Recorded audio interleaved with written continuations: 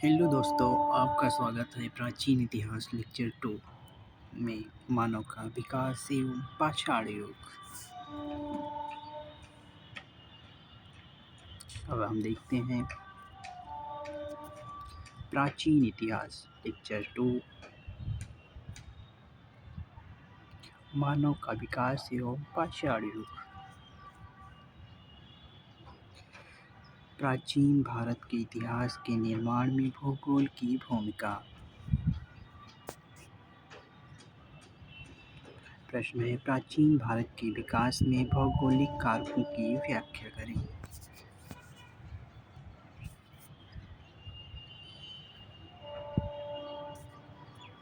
उत्तर देखेंगे।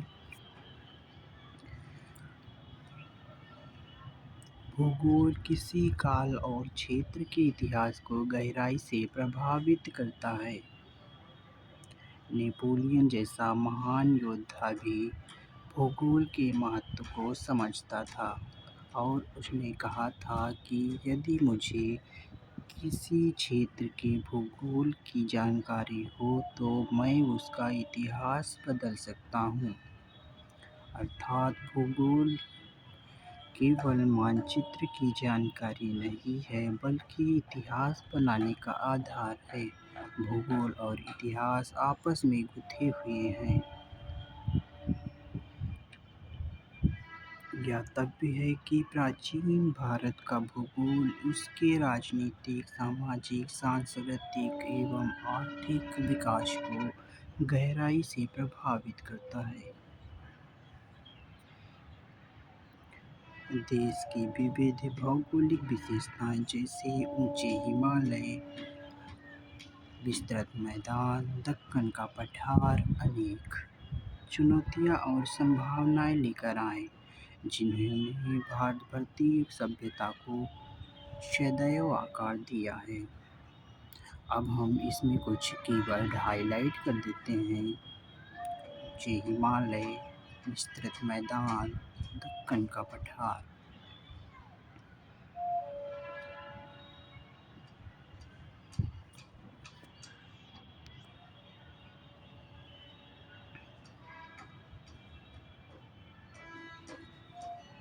ये आपके कुछ इम्पोर्टेंट कीवर्ड हैं।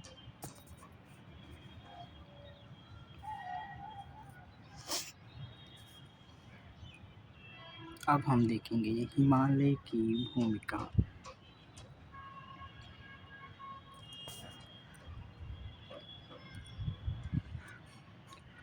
हिमालय एक प्राकृतिक दीवार की तरह था, जिसने न केवल बाहरी आक्रमणों से भारत की रक्षा की, बल्कि भारत को एक विशिष्ट एवं स्वतंत्र सांस्कृतिक पहचान विकसित करने का अवसर भी प्रदान किया।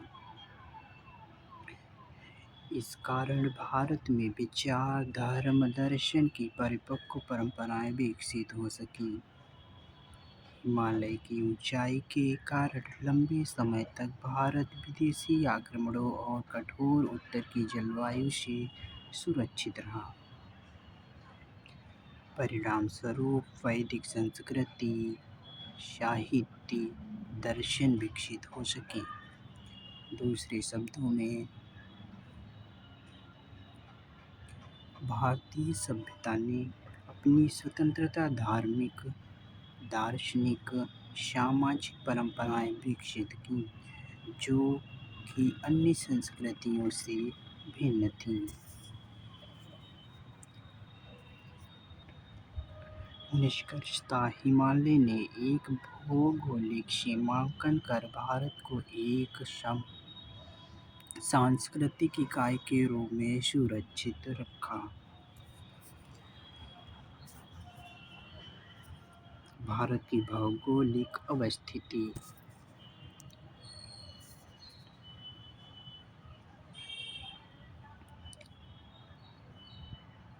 भारत की भौगोलिक स्थिति ने जहां एक ओर इससे एक संपन्न और विकसित सभ्यता बनाने में सहायता प्रदान की, वहीं दूसरी ओर इसकी अपार संपदा विदेशियों को सदैव भारत की ओर आकर्षित भी किया है।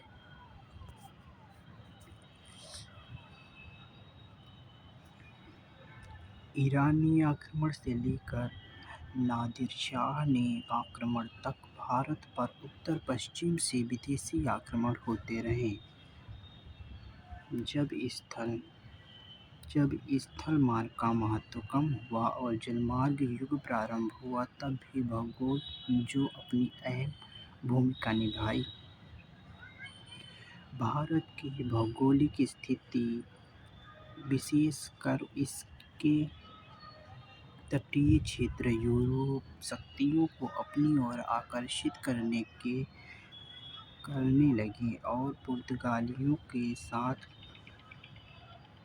यूरोपियों के भारत आने की परंपरा शुरू हुई, जिसने कालांतर में डच, अंग्रेज और फ्रांसीसियों को भी भारत आने के लिए प्रोत्साहित किया।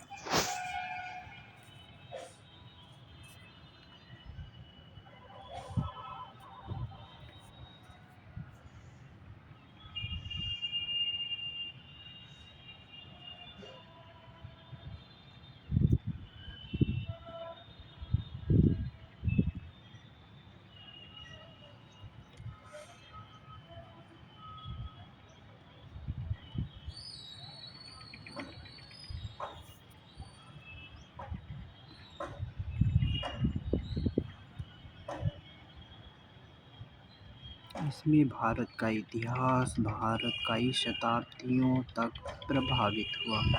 भारत का भूगोल केवल कृषि, व्यापार या संस्कृति को प्रभावित नहीं करता, बल्कि यह लोगों के स्वभाव, संघर्षशीलता और बुद्धि कौशल को भी आकार देता है।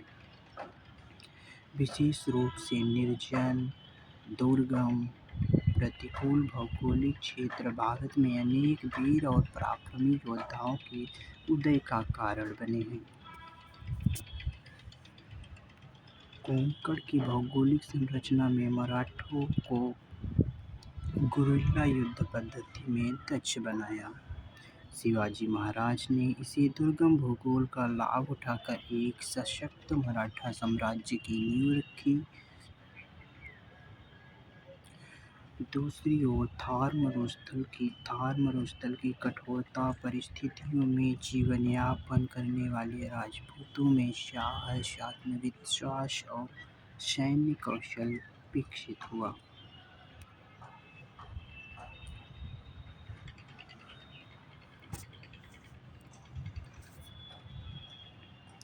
पंजाब भारत के उत्तर सीमा क्षेत्र में स्थित है। यहाँ से सदैव आक्रमणकारियों ने प्राचीन काल से मध्यकाल तक भारत में प्रवेश किया। परिणामस्वरूप यह एक योद्धा संस्कृति का विकास हुआ। यहाँ के समाज में साहस, बलिदान, संगठन एवं युद्ध कौशल जैसे गुण गहराई से प्रभावित हुए। समाज में साहस, बलिदान, संगठन, युद्ध।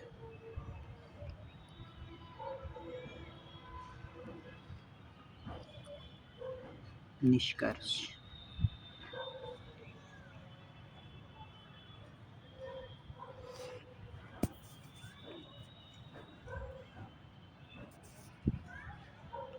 भूगोल इतिहास की पृष्ठभूमि है। जब भूगोल बदलता है तो इतिहास को भी उसी दिशा में मोड़ लेता है। इसलिए कहा गया है कि भूगोल इतिहास का मंच है और इतिहास पर खेला जाने वाला नाटक।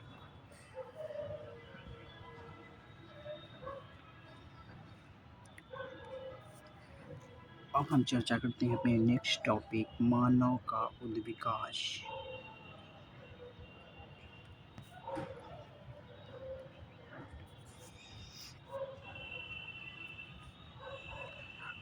मानव का उद्विकास लगभग 4.6 अरब वर्ष पूर्व पृथ्वी की उत्पत्ति हुई। लगभग 2.4 करोड़ वर्ष पूर्व नरवानर प्राइमेट्स का विकास हुआ, जिनमें आगे चलकर होमी नाइटस, वानर और होमिनिड मनुष्य का विकास क्रमशः हुआ।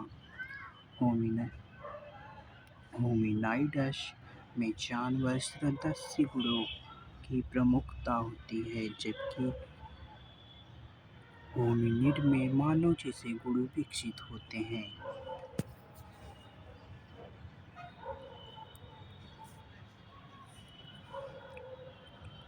होमिनाइड सभ्यता। होमिनाइड सामान्यतः चतुष्पदी, 4 पैर पर चलने वाले होते हैं। उनका मस्तिष्क छोटा होता है और कशेरुकदंड क्षैतिज होता है। इसके विपरीत होमिनिड द्विपदी, 2 पैरों पर चलने वाले होते हैं, जिनका मस्तिष्क अपेक्षाकृत बड़ा होता है तथा कशेरुकदंड ऊर्ध्वाधर एश आकार में विकसित होता है, जो इन्हें सीधा खड़े होने में चलने में मदद करता है। ऑस्ट्रालोपिथेकस अफारेनिस को होमिनाइड्स और होमिनिड्स के बीच की संयोजक कड़ी माना जाता है। इसके बाद वास्तव में आधुनिक मानव के विकास की यात्रा आरंभ होती है।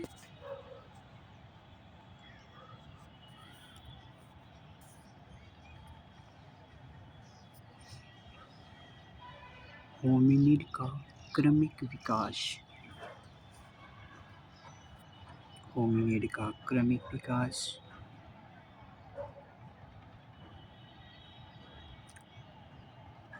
ऑस्ट्रालोपिथेकस, होमो हाबिलिस, होमो इरेक्टस, होमो निएंडरथालेंसिस, होमो सेपियंस।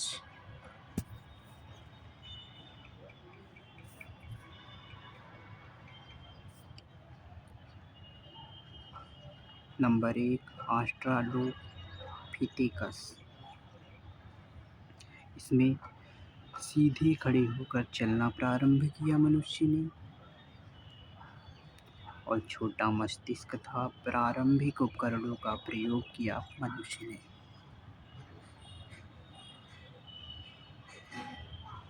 होमो हाबिलिस।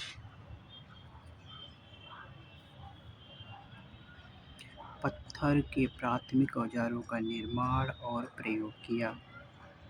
इन्हें हैंडीमैन कहा गया।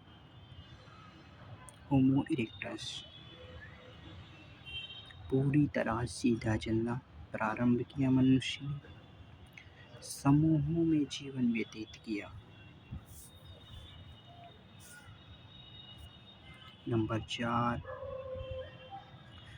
होमो निएंडरथालेंसिस। निएंडरथल मानव। औजारों का उन्नत प्रयोग, सामाजिक जीवन में प्रारंभिक प्रमाण, मृतकों के दाह संस्कार की परंपरा यहीं से प्रारंभ हुई। नंबर 5, होमो सेपियंस आधुनिक मानव। अत्यधिक विकसित मस्तिष्क, भाषा, तर्क, विचार, योजना और सृजन की अद्वितीय क्षमता, कला, संस्कृति और समाज की जटिल संरचनाओं का विकास।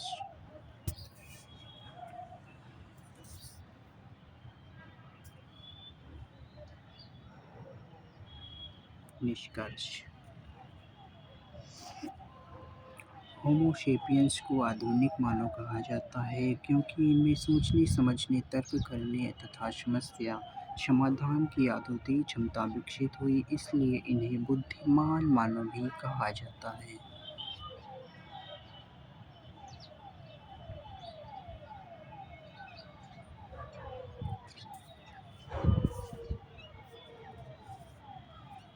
मानव का विकास।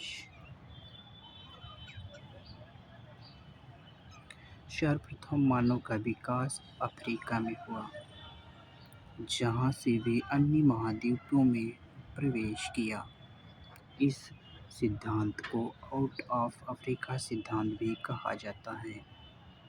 अफ्रीका के तंजानिया स्थित ओल्डुवाई गार्ज से मानव विकास का सर्वप्रथम साक्ष्य प्राप्त होता है।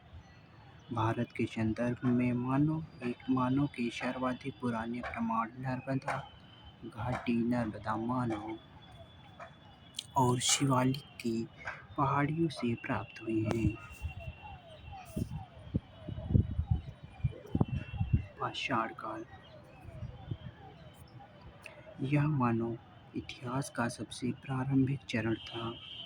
यह मानवों के सांस्कृतिक विकास की भी शुरुआत का चरण था। यह मानव इतिहास का सबसे लंबा चरण था।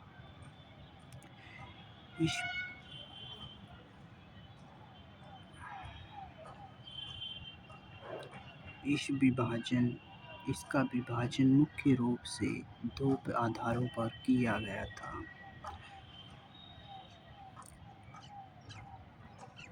नंबर 1 जलवायु, नंबर 2 तकनीकी परिवर्तन। आप यहाँ भी देख सकते हैं, हमने बांट रखा है। जॉन लुबाक ने इस काल को दो भागों में वर्गीकृत किया। नंबर 1 पूरा पाषाण काल, नंबर 2 नवपाषाण काल।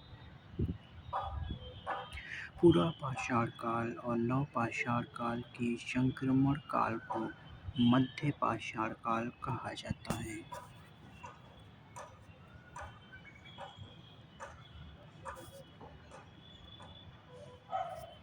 प्रारंभिक भारतीय पुरातत्व के प्रमुख कालखंड स्रोत एनसीईआरटी से लिए गए हैं। नंबर 1 कालखंड युग सभ्यता, 20 लाख वर्ष वर्तमान से पूर्व निम्न पूरा पाषाण काल, 80,000 वर्ष मध्य पूरा पाषाण काल, 35,000 वर्ष उच्च पूरा पाषाण काल, उच्च पूरा पाषाण काल, 12,000 वर्ष मध्य पाषाण काल, 10,000 वर्ष नवपाषाण, आर्थिक, कृषि तथा पशुपालन।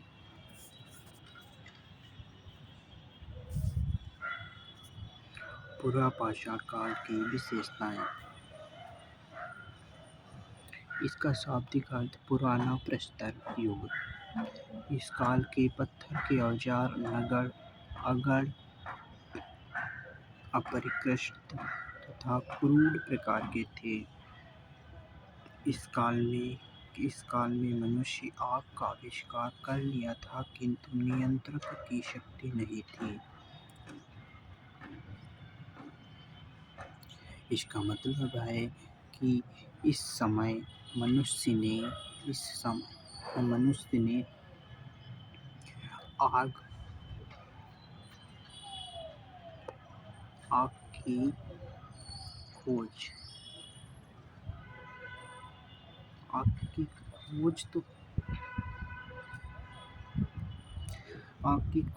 तो कर ली थी।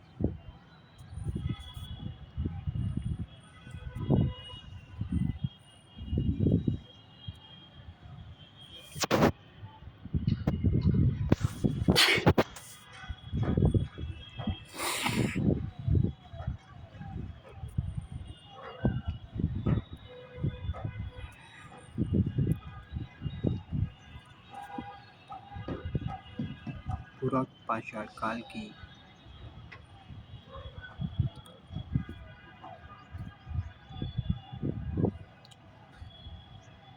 पाषाण काल की विशेषताएं।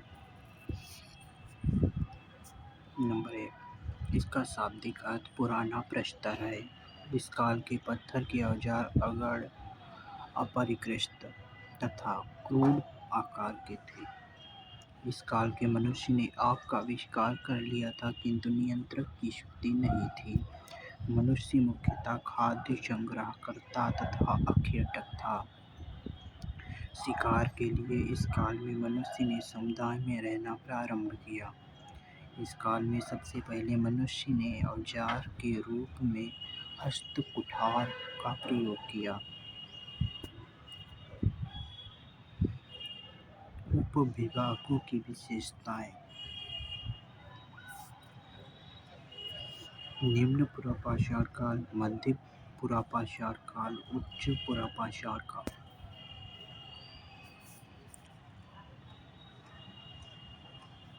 निम्न पुरापाषाण काल। मनुष्य ने क्रूर प्रकार के औजारों का विकास किया।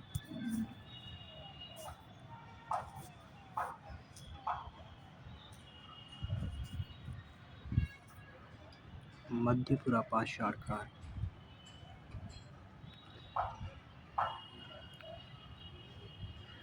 इस काल में औजारों में फलक का प्रयोग प्रारंभ हुआ। औजारों में अपेक्षाकृत छोटे आकार के बनने लगे। उच्च पुरापाषाण काल।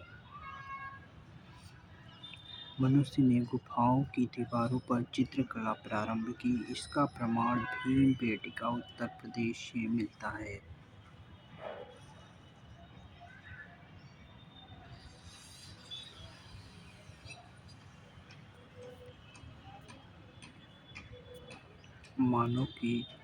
मानव ने संप्रेषण के लिए भाषा का विकास इसी काल में प्रारंभ किया। यह सामाजिक संगठन और सांस्कृतिक विकास की दिशा में महत्वपूर्ण कदम था। औजार निर्माण में पत्थर के अलावा हड्डियां, जानवरों के सींग तथा हाथी दांत का भी प्रयोग प्रारंभ हुआ।